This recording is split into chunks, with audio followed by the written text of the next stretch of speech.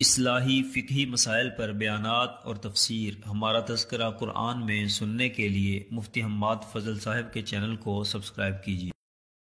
اولائی و ہاولائی، ان کو بھی اور ان کو بھی، اس میں اشارہ ہے ہاولائی کہ دونوں یعنی دونوں فریقین جو ہیں ان میں سے ہر ایک کو ہم دیتے ہیں، ان کو بھی اور ان کو بھی من عطاء ربک، آپ کے رب کی عطا کی، آپ کے رب کی جو عطا ہے اس سے وما کان عطاء ربک محظورا، اور آپ کے رب کی جو عطا ہے وہ کسی سے بھی رکی ہوئی نہیں ہے۔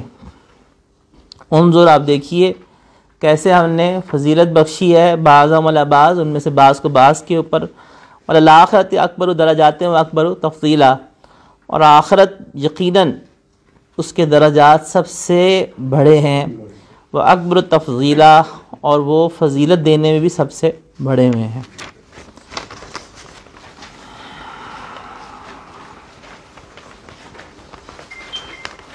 پیچھے اللہ جل شانہ نے آیات کے اندر حضرت نوح علیہ السلام کے بعد تذکرہ کیا تھا کہ کتنی ہی بستیاں، کتنے ہی زمانوں کے اندر ہم نے قوموں کو ہلاک کیا، اور اس سے پیچھے بھی اگر آپ چلے جائیں تو اللہ تعالیٰ نے فرمایا کہ جب ہم کسی بستی کے ہلاک کرنے کا ارادہ کرتے ہیں تو اس میں جو بگڑے ہوئے سردار ہوتے ہیں ان کو ہم وہ نافرمانیاں کرتے ہیں جس کی وجہ سے اس عذاب کے مستحق ہو جاتے ہیں۔ تو جس بستی پہ عذاب آتا ہے تو ہر بستی کے اندر بھی جو فریقین ہیں، جو لوگ ہیں، وہ دو طرح کی ہیں، ایک وہ ہیں جو کہ ایمان لانے والے ہیں، ایک وہ جو کہ نا ایمان لانے والے ہیں، ایک وہ ہیں جو آخرت میں کامیاب ہیں، ایک وہ ہیں جو آخرت میں ناکام ہیں۔ انہی دو فریقین کی یہاں منظر کشی کی گئی ہوئی ہے۔ ایک وہ فریق ہے کہ من کان یرید العاجلہ، جو اس عاجلہ یعنی اس مراد دنیا کا ارادہ کرتا ہے۔ اب یہاں پہ ایک سوال طالب علمانہ ذہن پیدا ہوتا ہے کہ اللہ جل شانہ نے قرآن کریم کے اندر عاجلہ کے لیے یعنی دنیا کے لیے دنیا کا لفظ استعمال کیا ہوا ہے، کئی جگہ پہ استعمال کیا ہوا ہے، لیکن یہاں پہ اللہ جل شانہ نے دنیا کے ایک خاص پہلو کی طرف اشارہ کرنے کے لیے عاجلہ کا لفظ استعمال کیا، مراد دنیا ہی ہے۔ اور وہ پہلو کیا ہے جس کو اسی لفظ سے اگلے والی آیت کے حصے میں بیان کیا گیا ہے کہ اجلنا لہو، دنیا کو یہاں پہ عاجلہ اس لیے کہا گیا ہے کہ دنیا کے اندر جو معاملہ ہے وہ بدلہ ملنے کے لحاظ سے جلدی والا ہے بنسبت آخرت کے۔ مثلا ایک شخص نے نیکی کی ہے تو اگر آخرت کے پوائنٹ آف ویو سے دیکھا جائے تو اس کو بدلہ ابھی تو نہیں مل رہا، یہاں پہ کچھ بدلہ دنیا کے اندر نیکی کا اللہ جل شانہ اپنے فضل سے دینا چاہیں دے دیتے ہیں۔ ضروری نہیں کہ ہر نیکی کا بدلہ دنیا میں ملے، وہ ایک اللہ کا ایک فضل ہوتا ہے، اللہ تعالیٰ دینا چاہیں دے دیں، لیکن اصل بدلہ تو آخرت کا ہے نیکی کا، تو وہ مؤخر ہے، بعد میں۔ اور جو دنیا کے اندر چونکہ وہ آخرت کے اندر بدلہ بعد میں ہے، وہ لیٹ ہے، ڈیلے ہے، اس کے تناظر کے لحاظ سے اس کو عاجلہ کہا گیا دنیا کے اندر، کہ دنیا کے اندر جو معاملہ ہے وہ جلدی والا ہے۔ اب اس جلدی والے کا پہلو ایک اور بھی ہے، وہ یہ ہے کہ جو کافر ہے، جیسا کہ حدیث مبارکہ میں آتا ہے کہ کافر کو اس کی جو نیکی ہوتی ہے، جتنی بھی نیکیاں کرتا ہے کافر، اس کو اس کا بدلہ دنیا میں دے دیا جاتا ہے، اس کے لیے آخرت میں تو اس کے لیے وہ عاجلہ ہے۔ تو اب اللہ جل شانہ نے اسی عاجلہ کے اسی پہلو کے لحاظ سے یہاں پہ دنیا کی بجائے عاجلہ کو ذکر فرمایا کہ جو شخص اس جلدی والے دنیا کا سودا چاہتا ہے تو ہم اس کو جلدی دے دیتے ہیں، لیکن ساتھ ہی اللہ تعالیٰ نے دو باتیں ارشاد فرمائی ہیں، ما نشاء لمن نرید۔ ما جو ہوتا ہے یہ عربی زبان میں اکثر بے جان چیزوں کے لیے استعمال ہوتا ہے، تو مراد کیا ہے؟ مال، دنیا، یعنی اللہ جل شانہ جو دنیا دینا چاہتے ہیں، جتنی دینا چاہتے ہیں وہ دے دیتے ہیں۔ اور لمن نرید فرمایا کہ جو شخص اس کو اللہ چاہتے ہیں، یعنی اللہ نے نرید کی نسبت جو ہے وہ اپنی طرف کی ہوئی ہے، جس کو ہم چاہتے ہیں، یعنی ہر طالب دنیا کو دنیا نہیں ملتی، بلکہ جس کو اللہ تعالیٰ دینا چاہتے ہیں اس کے حساب سے اللہ جل شانہ اس کو دے دیتے ہیں۔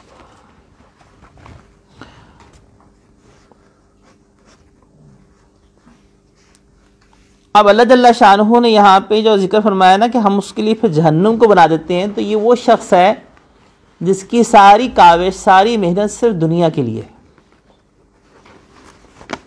اس کی ساری دوڑ دھوپ جو ہے وہ دنیا کے لیے ہے اور وہ ایمان لانے والا نہیں ہے. تو اللہ جل شانہ نے جس شخص کی ساری دوڑ دھوپ دنیا کے لیے ہے، اگر وہ مومن ہے تب بھی اس نے آخرت کے لیے کچھ نہیں کیا، اگر کافر تو بطریق اولا. تو فرمایا کہ ثم جعلنا لہو جہنم، تو مطلق ارشاد فرمایا ہے کہ ہر وہ شخص جس کی ساری دوڑ دھوپ دنیا کے کمانے کے اندر ہی لگی ہوئی تھی اور دنیا اس کا سب سے بڑا غم بنا ہوا تھا اور اس کے علم کی انتہا بنا ہوا تھا. یہ دو الفاظ میں نے اس مسنون دعا کی وجہ سے بولے ہیں کہ جس میں آپ علیہ الصلوۃ والتسلیمات طویل ایک مسنون دعا ہے، بڑی پیاری دعا ہے، اور اس کے آخر کے الفاظ ہیں کہ وَلَا تَجْعَلِ الدُّنْيَا أَكْبَرَ هَمِّنَا، کہ اللہ آپ دنیا کو ہمارا سب سے بڑا غم مت بنائیں. وَلَا مَبْلَغَ عِلْمِنَا، ہمارے علم کی انتہا دنیا کو مت بنائیں.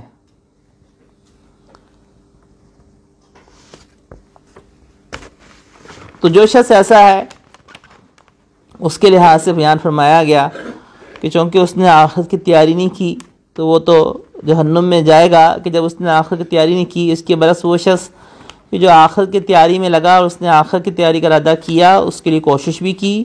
اب یہاں پہ اللہ نے صرف سعی لہا ایک دفعہ ارشاد نہیں فرمایا، بلکہ اس کے بعد دوبارہ سعیہا ارشاد فرمایا، دو دفعہ ارشاد فرما رہے ہیں. یعنی سعی فعل پہلے استعمال ہوا ہے، پھر سعیہ یہاں پہ دوبارہ اس کا مصدر جو ہے وہ استعمال ہوا ہے. اس کی وجہ کیا ہے وہ میں نکات میں عرض کرتا ہوں کہ یہ دوبارہ ریپیٹ کرنے کی وجہ کیا ہے.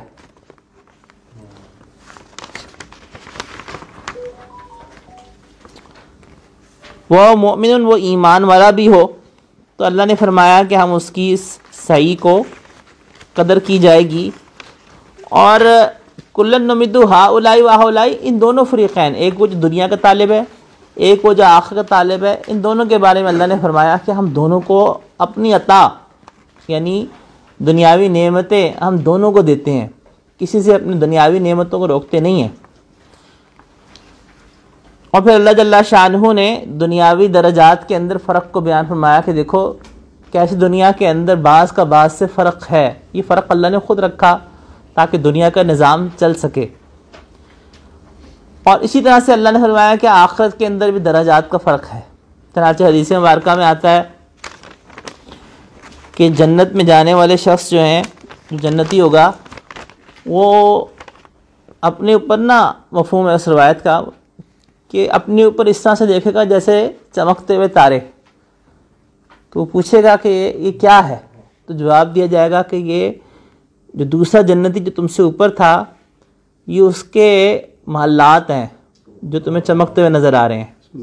تو صحابہ نے پوچھا کہ یا رسول اللہ، کیا یہ جو اوپر چمکتی ہوئی جنت اس کو نظر آئے گی ستاروں کی طرح، یہ کیا انبیاء کی جنت ہوگی؟ فرمایا کہ نہیں، یہ عام مومنین کی جنت ہوگی. جو ایمان لانے والے ہیں ان کی جنت کا فرق، ایک جنت کا دوسری جنتی کا جو فرق ہے، جس طرح سے آسمان پہ ستارے نظر آتے ہیں تو ایک جنتی کو دوسرے جنتی کے جو مکانات ہیں اس طرح سے روشن اور چمکتے ہوئے نظر آئیں گے. تو یہ درجات کا جو فرق ہے اس کی طرف یہاں پہ قرآن کریم کی آیت میں اشارہ کیا گیا. نکات کی طرف آتے ہیں، کوشش کرتا ہوں جلدی جلدی بول رہا ہوں، آپ حضرات کافی دیر سے بیٹھے ہوئے ہیں اور وقت آپ حضرات کا قیمتی ہے، تو میں تھوڑا سا جلدی جلدی نکات کو ذرا بول رہا ہوں. آن لائن بھی بچیاں جو ہیں وہ کافی دیر سے انتظار میں ہیں تھی.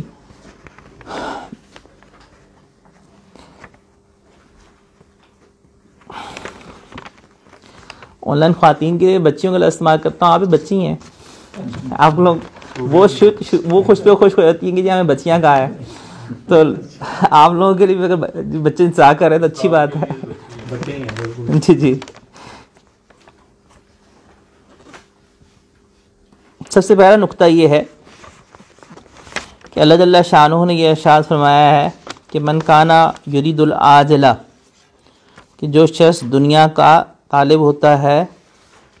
اب اس شخص چیز کو ذرا تھوڑا سا سمجھ لیں کہ دنیا کے طالب ہونے سے مراد کیا ہے.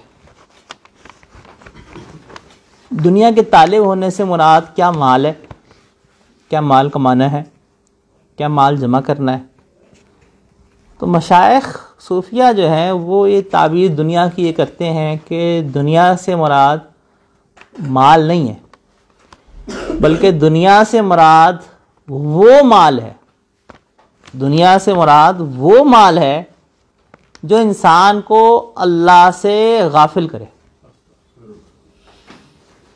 اب وہ مال کوٹھی بھی ہو سکتی ہے، وہ مال وہ دنیا کی شے زمین بھی ہو سکتی ہے، جائیداد بھی ہو سکتی ہے، کسی کے لیے نوکری بھی ہو سکتی ہے، کسی کے لیے کوئی خاتون بھی ہو سکتی ہے جو اس کو اللہ سے غافل کر دے، کسی کے لیے کوئی مرد بھی ہو سکتا ہے جو اس کے لیے کو اللہ سے غافل کر دے، کسی کے لیے وہ دنیا جھونپڑی بھی ہو سکتی ہے جو اس کو اللہ سے غافل کر دے۔ ایک مزدور ہے، مزدوری کر رہا ہے، وہ صبح اٹھ کے جاتا ہے، محنت مزدوری کرتا ہے اور شام کو لوٹ آتا ہے، اس کے پاس بظاہر کوئی دنیاوی اسباب نہیں ہیں، لیکن وہ اس محنت مزدوری کے اندر نہ وہ نماز پڑھتا ہے، نہ وہ روزہ رکھتا ہے، وہ بیچ میں موقع ملے تو ڈنڈی بھی مار لیتا ہے، مثلا دہاڑی پہ رکھا ہے، جان پوچھ کے کام آہستہ آہستہ کر رہا ہے تاکہ جو ہے وہ ٹائم پورا ہو جائے۔ بیچارہ ایسے شخص کے وہ یقین جانیے مجھے بہت ترس آتا ہے کہ یہ بیچارہ جو ہے دنیا کے تھوڑے سے پیسوں کی خاطر اس نے اپنے دین کو خراب کر رہا ہے، گناہ کما رہا ہے نا، اپنی آمدنی کو خراب کر رہا ہے، اور تھوڑے سے پیسوں کی خاطر یہ اللہ سے غافل ہو رہا ہے، اللہ کے حکم کو توڑ رہا ہے۔ تو اللہ کے حکم کو توڑنے والا چاہے جھونپڑی میں بیٹھا ہو چاہے محل میں بیٹھا ہو، کسی کو اگر محل نے اللہ سے غافل کیا ہوا ہے تو وہ اس کی دنیا ہے، کسی کو اس کی جھونپڑی نے اللہ سے غافل کیا ہوا ہے وہ اس کی دنیا ہے۔ تو محض مال دنیا نہیں ہے۔ اگر مال دنیا ہوتا یا مال کمانا یا جمع کرنا دنیا ہوتا تو سیدنا عبد الرحمن بن عوف رضی اللہ تعالیٰ عنہ عشرہ مبشرہ میں کیسے جاتے؟ وہ تو عشرہ مبشرہ میں۔ اور ہمارے آج کل کے زمانے کے لحاظ سے حالانکہ مہاجر صحابی ہیں، ہجرت کر کے مدینہ منورہ گئے، اور جب مواخات ہوئی تو انہوں نے مواخات ہوتے ساتھ ہی اپنا جو ان کا بھائی بنے تھے ان کو کہا کہ تم مجھے بازار کا راستہ دکھلاؤ، میں تاجر آدمی ہوں، میں تجارت کرتا رہا ہوں، مجھے تھوڑا سا مال بھی چاہیے تو میں تجارت کر لوں گا۔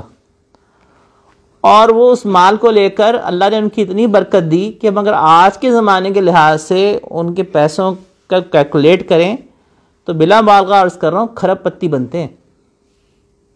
جو سونے کی مقدار اور جو چاندی کی مقدار ان کے پاس اس وقت تجارت میں تھی، اس کو آپ آج کے زمانے میں کنورٹ کریں وہ کھرب پتی بنتی ہے۔ اور عشرہ مبشرہ میں سیدنا عثمان غنی رضی اللہ تعالیٰ عنہ وہ کوئی کم مالدار تو نہیں تھے، بہت مالدار تھے، بیر روما کھڑے کھڑے خرید لیا، یعنی اتنا وہ مہنگا کنواں ہے کہ پورے مدینہ منورہ میں کسی کے پاس اتنے پیسے نہیں ہیں کہ اس کنویں کی پیمنٹ کر سکے، اور انہوں نے کھڑے کھڑے اسی وقت سودا کر لیا۔ تو اتنے مالدار تھے۔ تو مال دنیا نہیں ہے، مال کی ہوس ایسی جو انسان کو اللہ سے غافل کر دے، انسان اللہ کو بھول جائے۔ جب انسان اللہ کو بھول جائے یا وہ اللہ کے دین میں چلنے میں رکاوٹ بن جائے، شریعت کے حکم کو پورا کرنے کے اندر رکاوٹ بن جائے، وہ دنیا ہے۔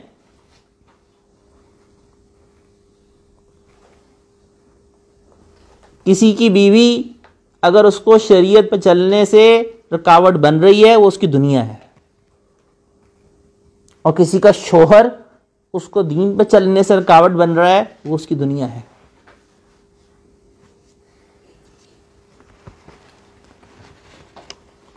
اسی لیے حدیث مبارکہ میں فرمایا گیا کہ دنیا دار من لا دار لہ، دنیا اس کا گھر ہے، اس کا کوئی گھر نہیں، اور دنیا اس کا مال ہے، من لا مال لہو، اس کا کوئی مال نہیں، اور اس کو وہ شخص جمع کرتا ہے من لا عقل لہو، اس کو عقل نہیں۔ تو حدیث مبارکہ میں عاقل کسے کہا گیا ہے، عقل مند کسے کہا گیا ہے؟ الکیس من دانا نفسہ وعمل لما بعد الموت۔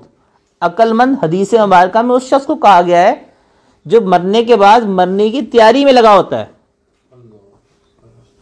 ذہانت کو نہیں کہا گیا۔ ورنہ ابو جہل کیا کوئی کم ذہین تھا؟ ابو الحکم اس کو کہا جاتا تھا، اصل نام تو اس کا عمر تھا اس کا بھی، لیکن لقب اس کا ابو الحکم تھا، جو ابو الحکم سے ابو جہل بن گیا۔ تو ذہانت کی کمی نہیں تھی۔ تو عقل وہ ہے جب وہ اللہ کے رسول علیہ الصلوۃ والتسلیمات کے اوپر ایمان اتنے واضح دلائل کے باوجود نہ لا سکا، وہ بے وقوف اور احمق ترین بن گیا۔ تو عقل مند وہ شخص ہے جو آخرت کی تیاری کرنے والا ہے، جو آخرت کی فکر میں لگنے والا ہے، جو حدیث میں کہا نا کہ اس کو جمع وہ کرتا ہے من لا عقل لہو، جس میں عقل نہیں۔ تو مراد کیا کہ اس دنیا کو جمع کرنے والا وہ شخص ہے کہ جس کو آخرت کی فکر نہیں ہے، جو آخرت کی فکر میں نہیں لگا ہوا، اس کے اندر وہ عقل نہیں ہے۔ تو دنیا کے جمع کرنے کے اندر اس کو یہ تو فکر ہے کہ میں ایک فیکٹری سے دوسری فیکٹری، دوسری فیکٹری سے تیسری فیکٹری، چوتھی فیکٹری، 5 فیکٹری لگا لوں، لیکن یہ فکر نہیں ہے کہ میں اپنی آخرت کے اندر ایک محل سے دوسرا محل بنا لوں، میں اپنی آخرت کے لیے اپنی جنت کو بڑھا لوں، میں اپنی آخرت کی تیاری کے لیے اپنے آگے اس مال کو بھیج کے ذخیرہ کر لوں۔ کیونکہ دیکھیں یہ بات ذہن میں رکھیں کہ جو مال اللہ کے راستے میں آخرت کے لیے دے دیا وہ آپ کا ہے، جو مال آخرت کے لیے آگے نہیں بھیجا وہ آپ کا نہیں ہے، وہ تو دنیا میں خرچ ہو گیا، آپ نے خرچ کر لیا، بچوں نے خرچ کر لیا، اور اگر دنیا سے چلے گئے تو ترکاں میں بن گیا، بچوں کے کام آ جائے گا، آپ کے کام تو نہیں آئے گا نا۔ آپ کے کام وہ مال آنا ہے جو آپ نے اپنی آخرت کے لیے آگے بھیجا ہے، جتنا بھیجا ہے اتنا ہی کام آنا ہے۔ غالباً پہلے بھی میں نے ایک دفعہ واقعہ سے سنایا، دوبارہ دہرا دیتا ہوں کہ ایک دفعہ ہارون الرشید کسی جگہ سے واپس آ رہے تھے، تو بہلول مجنون جو ہیں وہ قبرستان کے پاس بیٹھے ہوئے تھے۔ تو ہارون الرشید کو شرارت سوجھی، اور ہارون الرشید نے ایک چھوٹی سی ٹہنی اٹھائی اور پاس رک کر کہنے لگا کہ اے بہلول، تمہیں لوگ مجنون کہتے ہیں، پاگل کہتے ہیں، تم یوں کرو کہ یہ ٹہنی اپنے پاس رکھ لو اور اس شخص کو دینا جو تمہیں اپنے سے زیادہ بیوقوف ملے۔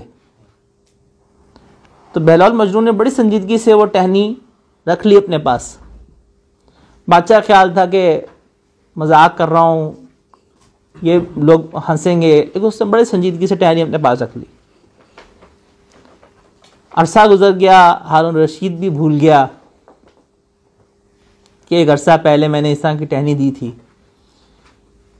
عرصہ بیت جانے کے بعد جب ہارون رشید کا وقت وفات آیا اور مرض الوفات میں مبتلا ہو گیا، بستر سے جا لگا، حکیموں نے جواب دے دیا کہ کسی وقت بھی بادشاہ سلامت اللہ کے پاس جا سکتے ہیں۔ اس وقت ہارون الرشید کو کسی نے، درباری نے اطلاع دی، خادم نے، کہ آپ کے پاس بہلول مجنون ملنے کے لیے آیا ہے۔ ہارون الرشید نے اجازت دے دی، بہلول آئے اور آ کے بادشاہ سلامت سے اسی طرح سنجیدگی سے پوچھا کہ بادشاہ سلامت، آپ اس وقت مرض میں ہیں، لیکن میں آپ سے کچھ پوچھنا چاہتا ہوں۔ وہ یہ کہ آپ کیا فرماتے ہیں اس شخص کے بارے میں کہ جس کو کسی بہت لمبے سفر پہ جانا ہے، اور اس کو پتہ بھی ہے کہ میں نے اس لمبے سفر پہ جانا ہے، اور اس کے باوجود وہ اپنے ساتھ کچھ ساز و سامان نہ لے جبکہ اس کے پاس ساز و سامان بھی ہو، کیا آپ اس شخص کو عقل مند سمجھتے ہیں؟ تو تو ہارون الرشید نہیں سمجھا بات کو. اس نے کہا کہ وہ شخص تو بڑا بیوقوف ہے کہ جب اس کے پاس ساز و سامان بھی تھا اور اس کو پتہ بھی تھا کہ میں نے اس لمبے سفر پہ جانا ہے, تو پھر اس نے ساز و سامان کیوں نہیں لیا؟ وہ تو بڑا ہی بیوقوف آدمی ہے. تو بہلول مجنون نے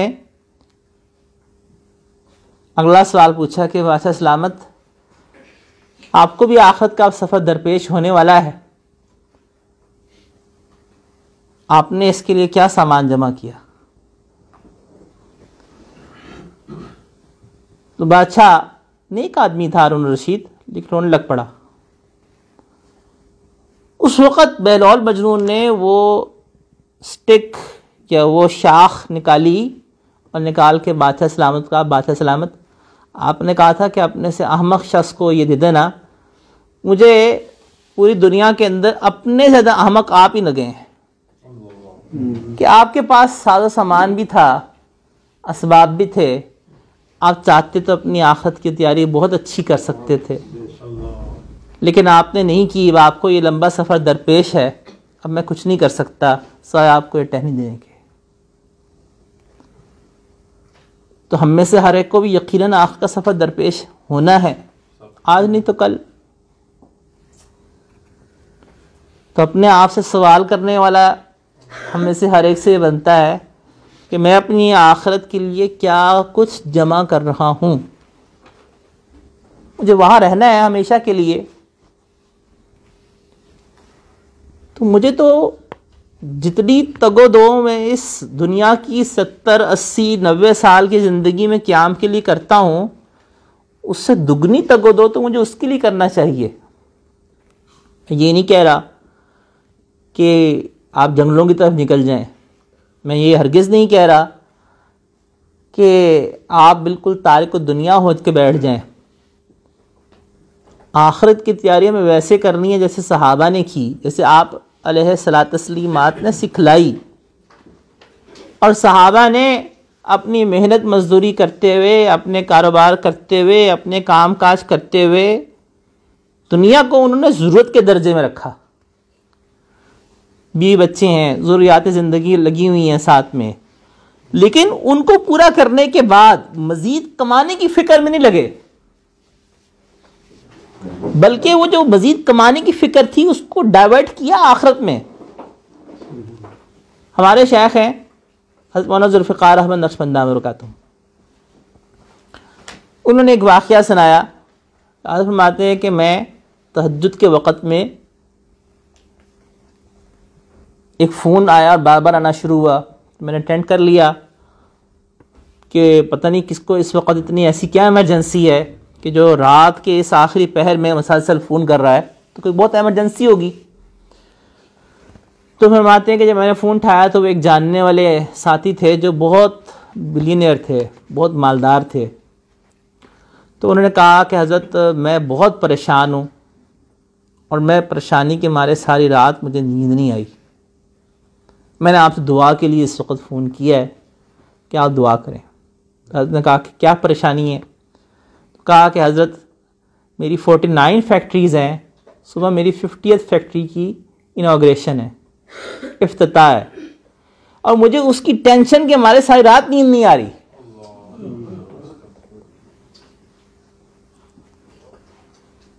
دیکھیں انسان کی ضروریات پوری کرنے کے لیے تو یہ فیکٹری بہت تھی, بھی بچوں کے لیے ایک اچھا لیونگ سٹینڈرڈ رکھنے کے لیے سہولیات ہے, اللہ نے جائز قرار دی ہے, ناجائز تو نہیں ہے کہ چلیں آپ سہولیات کو بھی اختیار کر لیں, آپ زینت کو بھی اختیار کر لیں. تو ایک فیکٹری بہت تھی. اب وہ ایفرٹ جو آپ نے 48 فیکٹریز کے اوپر لگائی ہے, ان 48 فیکٹریز کی ایفرٹ کو اپنی آخرت, اس انکم کو اپنی آخرت کے لگانا چاہیے تھا, یا اس ایفرٹ کو اپنی آخرت کے لیے یوز کرنا چاہیے تھا. ٹھیک ہے اگر مال کمائے تھے اس کو مال کو اپنی آخرت کے لیے لگاتے تو یقین آنے کبھی یہ ٹینشن نہ ہونی تھی.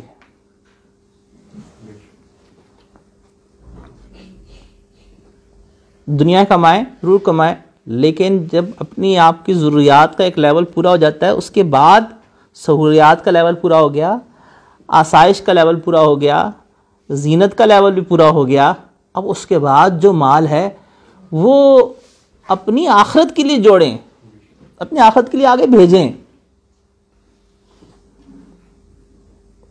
جیسے حدیث مبارکہ میں ایک واقعہ آتا ہے کہ آپ علیہ السلام کے پاس ایک بکرے کا گوشت، بکرا ذبح فرمایا یا گوشت آیا، بھول رہا ہے تھوڑا سا، تو آپ علیہ السلام نے سارا تقسیم فرما دیا اور تھوڑا سا حصہ دستی کا بچا لیا، باقی سارا تقسیم فرما دیا. تو پوچھا کیا بچا ہے؟ تو ام المومنین، مجھے نام یاد نہیں آ رہا کون سی ام المومنین نے جواب دیا تھا کہ فرمایا کہ صرف ایک تھوڑا سا حصہ گوشت کا شانے کا بچا ہے. تو فرمایا کہ یہ رہ گیا ہے، اصل بچنے والا وہ ہے جو تقسیم کر دیا ہے. اور کما قال علیہ السلام، یعنی یہ حصہ وہ رہ گیا ہے جو آخرت کے لیے نہیں بھیجا، باقی تو آخرت کے لیے سارا بھیج دیا. وہ تو نبی الانبیاء سید الانبیاء ہے، ان کو تو ضرورت ہی نہیں ہے. ضرورت تو مجھے ہے، آپ کو ہے، ہمیں. تو اپنی آخرت کی ہم میں سے ہر ایک فکر میں لگے. اللہ جل شانہ نے یہ ارشاد فرمایا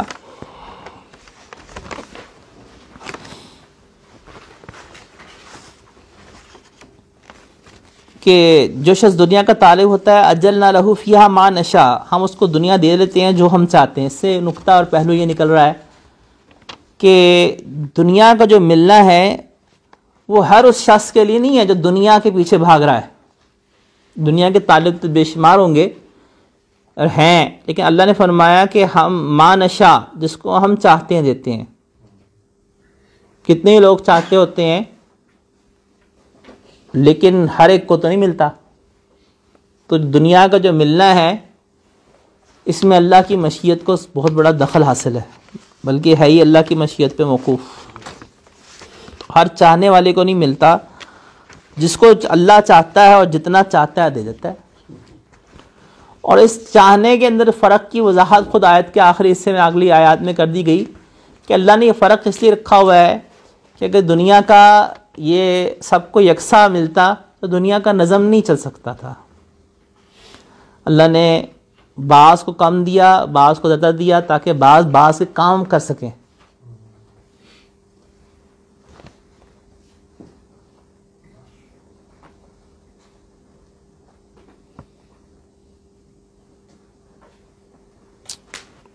اگلا نقطہ یہ ہے کہ دنیا کی جو نعمت ہے یہ ملنا اللہ کی رضا کی دلیل نہیں. ایک شخص گناہوں میں پڑا ہو یا عاشی میں پڑا ہو اور کہے کہ اللہ نے میرے پہ بڑا فضل کیا ہوا ہے اور اللہ مجھ سے بہت راضی ہے، تو یہ رضا، مال کا ملنا اللہ کی رضا کی دلیل نہیں ہے. تو اللہ کافر کو بھی دے دیتے ہیں، بلکہ زیادہ دے دیتے ہیں.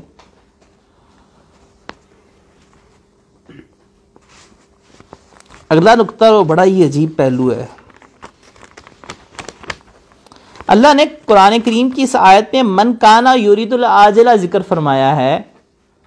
اب یہ کانا اور یریدو عربی زبان میں گرامر کے لحاظ سے یہ فعل مضارع ہے، اور اس سے پہلے جب کانا آ جائے تو یہ کنٹینیوس کا معنی دیتا ہے، پاسٹ کنٹینیوس میں چلا جاتا ہے، مسلسل کسی چیز کا کرنا، کرتا تھا، کر رہا تھا، یہ والا معنی دے دیتا ہے.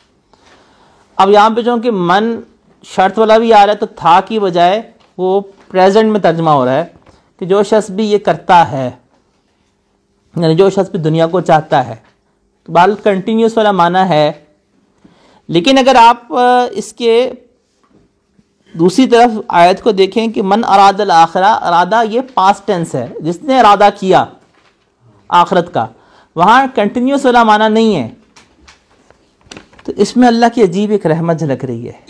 اللہ نے جہنم کی سزا کو اس کے لیے بیان فرمایا، دنیا کمانے میں مسلسل لگا ہوا ہے، چلے جا رہا ہے، اس کو کوئی پرواہ نہیں ہے آخرت کی. اس کے لیے فرمایا کہ اچھا جب یہ اتنا دنیا کا عبد الدرہم اور عبد الدینار بن گیا ہے، درہم کا بندہ دینار کا بندہ بن گیا ہے، تو اس کے لیے فرمایا. لیکن آخرت کی تیاری کے لیے یہ نہیں فرمایا کہ جو شخص آخرت کی تیاری مسلسل لگا رہے گا تو پھر ہم اس کو بدلہ دیں گے آخرت کا.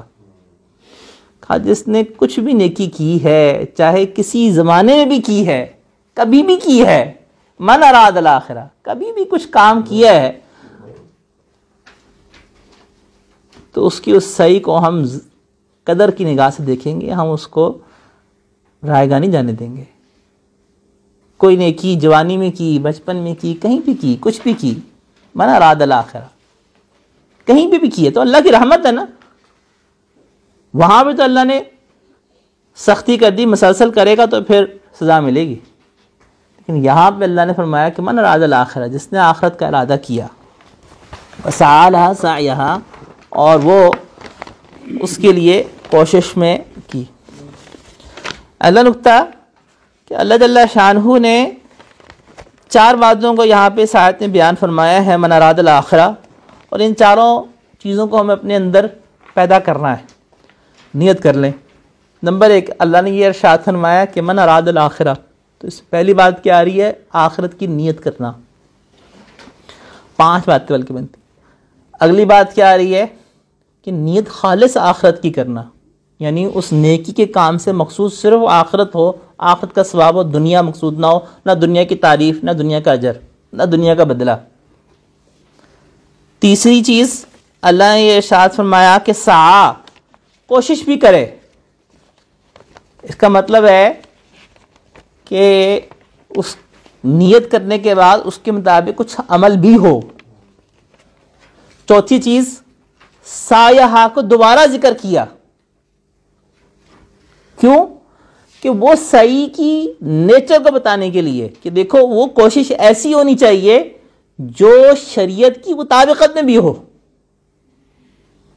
ایک شخص بڑا کوشش کرتا ہے، مثلا چلیں ایک شخص ہے جو سنگر ہے، وہ گانا گاتا ہے، گانا گا کے کوشش اس نے کی اور اس کے بعد وہ ساری انکم غریبوں میں دے دیتا ہے، تو وہ جو کوشش اس نے کی ہے، محنت بھی کی ہے، وہ مومن بھی ہے، لیکن اس نے شریعت کے بتائے ہوئے طریقے کو نہیں کیا بلکہ اللہ کے حکم کو توڑ کے کیا ہے۔ تو یہ بات ذہن میں رکھیں کہ اللہ کے حکم کو توڑ کے اللہ کو راضی نہیں کیا جا سکتا۔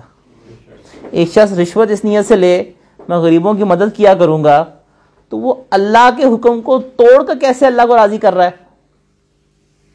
ایک شخص سود لیتا ہے اس نیت سے کہ میں سود لے لیتا ہوں، غریبوں کو بانٹ دیا کروں گا، تو اللہ کو ناراض کر کے اللہ کو راضی کر رہے ہیں آپ۔ اسی لیے صدقے میں اللہ تعالیٰ مال حرام کو قبول نہیں فرماتے۔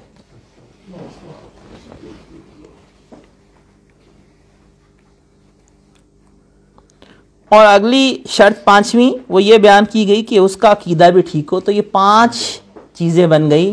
نمبر 1، نیت خالص ہو، عمل بھی ہو، عمل شریعت کے مطابق بھی ہو، اور عقیدہ بھی ٹھیک ہو۔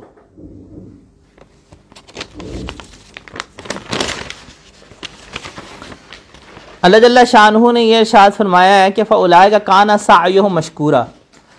کمال قرآن کریم کا ایک لفظ نہ کمال موتی ہے، یقیناً اشش کر اٹھتا ہوں، کیا کمال اللہ کا کلام ہے، کوئی مقابل ہو ہی نہیں سکتا۔ اللہ نے یہ ارشاد فرمایا کانا سعیہم مشکورا، اللہ نے یہ نہیں کہا کہ کانا ارادہم سعی مشکورا، کانا ارادہم مشکورا کہ ان کا ارادہ بھی قدر کیا جائے گا، اللہ نے کہا ان کی سعی کی قدر کی جائے گی۔ کیا مطلب؟ صرف جنت جو ہے وہ صرف ارادہ کرنے سے اور نیکی کرنے سے نہیں ملے گی، صرف تمنا کرنے کا مول نہیں لگے گا، مول لگے گا جب کوشش بھی کرو گے۔ جب کوشش کرو گے نا تو کانا، اللہ نے یہ کہا ہے کانا سعیہم مشکورا، کہ ان کی سعی کی قدر کی جائے گی، ان کی کوشش کی قدر کی جائے گی۔ تو محض تمنا سے تو جنت نہیں ہے۔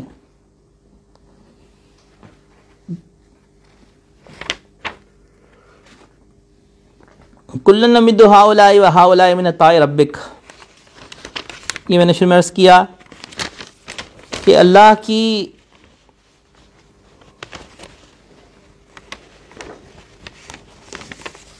جو عطا ہے، جو دنیا کا مال ہے وہ ہر ایک کو مل سکتا ہے، بلکہ کافر کو اس سے زیادہ مل جاتا ہے۔ مسلم شریف کی حدیث مبارکہ ہے کہ ان اللہ لا یظلم مؤمنا حسنۃ، اللہ تعالیٰ مومن پہ کسی نیکی کے بارے میں ظلم نہیں کرتے، یؤتی بہا فی الدنیا، وہ اللہ تعالیٰ اس کو دنیا میں دے دیتے ہیں اس کے بدلے میں، نیکی کے بدلے میں کچھ حصہ، لیکن یجزا بہا فی الآخرہ، اس کو بدلہ دیا جائے گا آخرت میں، جو اصل بدلہ ہوگا اس کا آخرت میں، دنیا میں کچھ بدلہ مل جائے گا۔ لیکن وہ عمل کافر، مسلم شریف کی روایت ہے، جہاں تک تعلق کافر کا ہے تو اللہ جل شانہ ارشاد فرماتے ہیں کہ اس کی ان نیکیوں کا جو وہ دنیا میں کرتا ہے اس کو بدلہ دے دیا جائے گا، معاملہ بہا، جو اس نے اللہ کے لیے کیا بھی ہوگا، یعنی آخرت کا اگر اللہ کا اس کو کوئی اعتقاد ہوگا بھی، جیسے عیسائی ہیں، یہودی ہیں، تو کہا کہ اس کو دنیا میں بدلہ دے دیا جائے گا، حتی اذا افضى الى الاخرہ، وہ آخرت میں اس حال میں اللہ کے پاس جائے گا کہ لم تکن لہ حسنہ، اس کے پلے میں کوئی ایک نیکی بھی ایسی باقی نہیں رہتی ہوگی کہ یجزا بہا، جس کو اس کو دنیا میں بدلہ نہ دے دیا گیا ہو۔ یعنی کافر جو نیکیاں کر رہا ہے، اچھے کام کر رہا ہے، اللہ اس کو دنیا میں بدلہ دے دیتے ہیں۔ دنیا میں بدلہ مال کی زیادتی کے ساتھ ہو سکتا ہے، تعریف کے ساتھ ہو سکتا ہے، عہدہ ملنے کے ساتھ ہو سکتا ہے، دنیاوی وجاہت حاصل ہونے کے ساتھ ہو سکتا ہے، دنیا کی جتنی بھی آسائشیں ہیں، نعمتیں ہیں، ان کے ساتھ ہو سکتا ہے۔ اس لیے میں نے کہا کہ کافر کو عہدہ مل جاتی ہیں، اسی لیے حدیث میں کہا گیا نا کہ دنیا سجن المؤمن و جنت الکافر۔ اللہ تعالیٰ نے فرمایا کہ وکان سعی و مشکورا، کہ اس کی سعی کی قدر کی جائے گی۔ تو اللہ تعالیٰ نے جو فرمایا نا کہ اس کی سعی کی قدر کی جائے گی، تو اس کا مطلب قدر سے کیا ہے؟ قدر سے مطلب یہ ہے کہ اللہ نیکی کرنے والوں کی نیکی کو تو قبول کریں گے، لیکن اگر اس نے گناہ بھی کیے ہوئے ہیں اور گناہ اللہ تعالیٰ بہت سارے گناہوں سے صرف نظر بھی کر لیتے ہیں، بہت سارے ایسے گناہ ہوتے ہیں جو اللہ جل شانہ معاف فرما دیتے ہیں، تو گویا نیکی کرنے والی، اسی لیے حدیث میں جیسے قرآن کریم میں ارشاد فرمایا گیا کہ ان الحسنات یذہبن السیئات، کہ نیکی گناہوں کو لے جاتی ہے، تو گناہوں کا معافی ہونا یہ بھی اللہ کی قدردانی ہے نیکی کرنے کی وجہ سے، کہ نیکی پہ اجر ملا ہی ملا، ساتھ ساتھ گناہ بھی معاف ہو گئے۔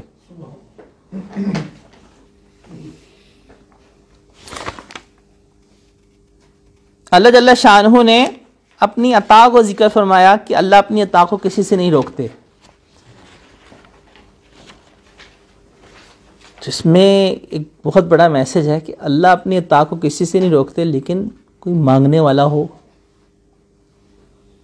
کوئی اللہ سے آگے رونے والا ہو، کوئی مانگنے والا ہو، تو وہ تو سخی ہے، داتاؤں کا داتا ہے، وہ اپنی سخاوت کو کسی سے، بخشش کو کسی سے نہیں روکتا۔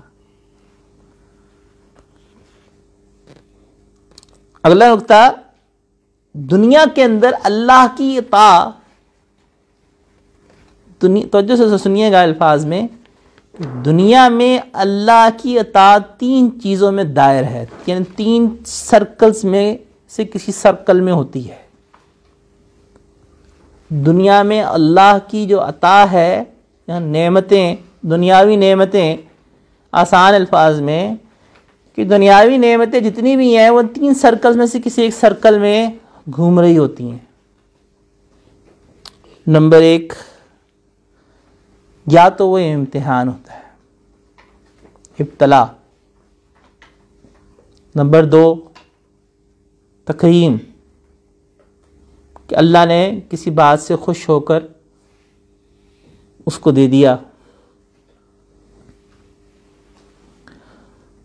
نمبر 3، استدراج۔ استدراج کسے کہتے ہیں؟ کہ کوئی شخص مسلسل اللہ کی نافرمانی کر رہا ہو اور اللہ اسے اور نعمتیں دیے جا رہا ہو، اور وہ اس نعمتوں کے ملنے کی وجہ سے یہ سمجھے کہ اللہ مجھ سے خوش بھی ہے، اور وہ اور کری جا رہا ہو۔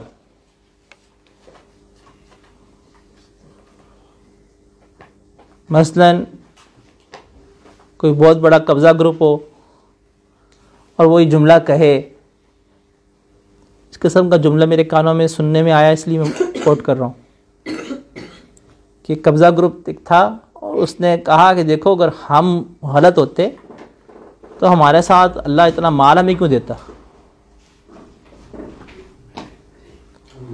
تو وہ اس کے ساتھ معاملہ کیا ہو رہا ہے، وہ اللہ کے اس مال ملنے کو سمجھ رہے کہ میں زمینوں پہ اور جو لوگوں کو قبضہ کر کے کر رہا ہوں نا، ٹھیک کر رہا ہوں۔ یہ اس کے ساتھ استدراج ہو رہا ہے کہ اللہ اس کو دھوکے میں رکھ رہا ہے، اور دھوکے میں رکھ کیوں رہا ہے؟ اس کے جہنم کے عذاب کو بڑھانے کے لیے۔ تو دنیا کی جو دنیاوی نعمتیں ہیں وہ یا تو امتحان میں کہ اللہ دیکھ رہے ہیں کہ آپ کیا کرتے ہیں، اللہ نے دنیا کی نعمتیں دیکھ رہے ہیں کہ آپ کیا کرتے ہیں، آپ اللہ کے حکم پہ چلتے ہیں، اللہ کے حکم کو توڑتے ہیں، آپ کے پاس پیسہ آنا شروع ہوا. آپ بعض لوگ ایسے ہوتے ہیں کہ ان کے پاس پیسہ آنا شروع ہوا, کاروبار کرنا شروع کیا, تو وہ اور اللہ کے آگے جھک جاتے ہیں اور وہ اور دھیان کرنا شروع ہوتے ہیں کہ ہم کاروبار میں حلال کمائیں. اور اس کے برعکس بعض ایسے ہوتے ہیں کہ جب پیسہ آنا شروع ہوتا ہے تو ان کی حرص اور بڑھ جاتی ہے.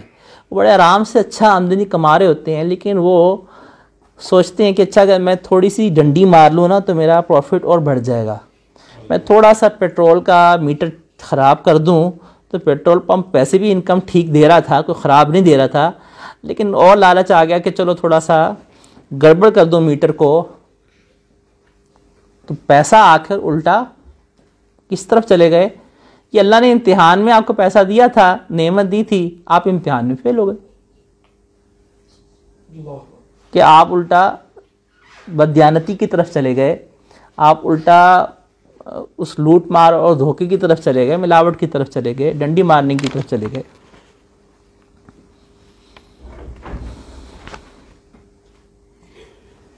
ایک صاحب تھے, وہ ان کا بہت بڑا کام تھا, ہے زندہ ہے, تو ان کا نا بہت بڑا چینی کا بھی کاروبار بہت بڑا ہے, اور بھی کئی کاروبار ہیں. تو ان کا یعنی مٹی کے تیل کی سپلائی کا بھی نا ہول سیل کا بہت بڑا کاروبار ساتھ وہ بھی تھا, اور چینی کا بھی تھا. ان کا بیٹے نے مجھے بتایا کہ مجھ سے مسئلہ پوچھنے کے لیے آیا تھا کہ وہ دین کی طرف آیا, تو اس نے پوچھا کہ مجھے بتائیں کہ میرے والد صاحب تو یہ کرتے ہیں, تو میرے گھر سے میں نے اس کو فکر ہوئی کہ بھئی کھانا حلال ہے یا نہیں ہے, کیا ہے. تو اس نے کہا کہ دیکھیں ایک تو چینی میں نا ابو نا دبا کے نا بہت بڑے چونکہ تاجر ہیں, تو وہ ٹھیک ٹھاک قسم کی نا وہ ذخیرہ اندوزی کر کے منوپلی قائم کرتے ہیں باقاعدہ ریٹ جب چڑھانا ہوتا ہے. اور اس کے علاوہ اس نے کہا کہ جی وہ جو مٹی کا تیل والا نا اس میں ملاوٹ کرتے تھے. مجھے یقیناً تعجب سے ہوا کہ یار اتنا مالدار آدمی ہے, یعنی اس کے پاس ایک بہت بڑی گاڑیوں کی کمپنی کے شو روم کی ڈیلرشپ بھی تھی. مالدار ٹھیک ٹھاک ہوگا نا, یعنی ایک اس کے پاس ایک بہت بڑی کمپنی کا, اس کے پاس وہ کاروں کا ڈیلر بھی ہے, شو روم ہے اس کا. اس کے علاوہ اس کا چینی کا بزنس الگ ہے. لیکن مجھے سمجھ میں نہیں آئی, یقین جانے کہ مٹی کے تیل کے اندر ملاوٹ. اس نے کہا جی وہ کرتے ہیں, دبا کے کرتے ہیں.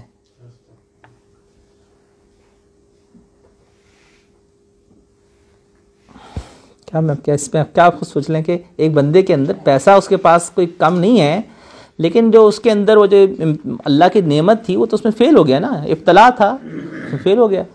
اس نے ڈنڈی مارنا شروع کر دی. اب ڈنڈی مار کے کما رہا ہے, کماتا جائے. تو وہی بات ہو گئی, دنیا کے اندر لگا ہوا ہے اور دنیا کمانے میں لگا ہوا ہے, آخرت کی پرواہ نہیں.